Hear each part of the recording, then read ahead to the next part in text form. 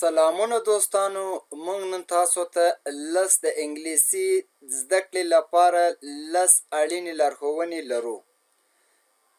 Essential tips for learning English.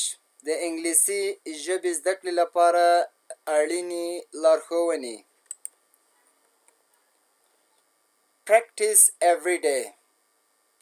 هره ورځ تمرین وکړئ. Consistency is key. تسلسل مهم دی. Spend at least 15 to 30 minutes daily. هره ورځ لیک تر لیکه 1300 څخه تر 1500 تر 1300 دقیقو وخت ورکړئ انګلیسي ته. که چیرې تاسو دوستانو انګلیسي زده کوئ نو تاسو پریکټیس وکړئ هره ورځ او مسلسل دوستانو پریکټیس کوئ. کم سے کم له 1500 څخه تر 100 دقیقو پورې تاسو وخت ورکړئ. Build your vocabulary. خپل لغتونه جوړ کړئ.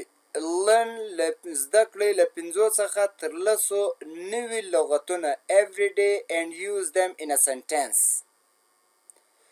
Build your vocabulary. Learn 5 to 10 new words every day and use them in a sentence. خپل لغتونه جوړ کړئ هره ورځ له 100 څخه تر 5 نوي کلمې یا نوي توري زده کړئ او په جملو کې وکاروئ. انشاءالله دا له تاسو سره په انګلیسي زده کړه کې ډېر کومک کولی سي. Listen to English. انګلیسي واورئ. Watch movies. فلمونه وګورئ. Listen podcast or songs in English. پوډکاسټونه یا خبرونه وګورئ یا په انګلیسي ژبه سندرې ووایاست.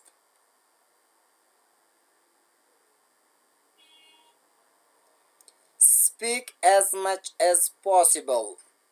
هر څومره چې امکان ولري هغومره خبرې وکړئ.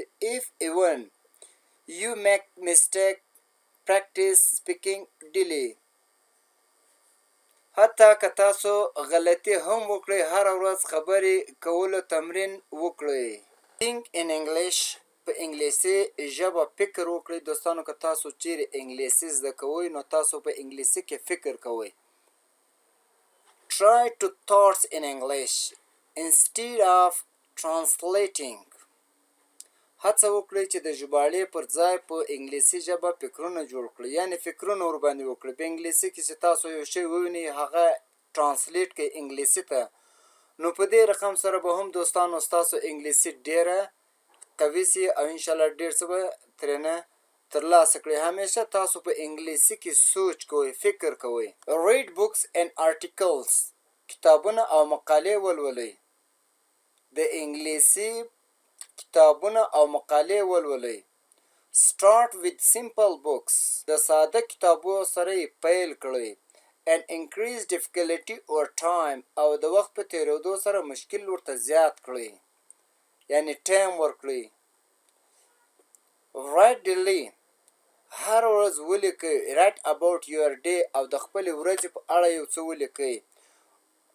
Or describe picture in English. او په انګلیسي ژبه انځورونه تشریح کړئ. یو څه ولیکئ بیا یې تشریح کړئ په انګلیسي سره.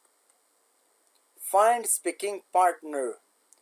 د خبرو کولو ملګری ومومئ. د خبرو کولو یو ملګری پیدا کړئ چې هغه له تاسو سره په انګلیسي خبرې وکړي. Join online groups or language exchange programs. آنلاین ګروپونه یا د ژبې تبادلې پروګرامونه کې ګډون وکړئ. Don't be afraid of mistakes.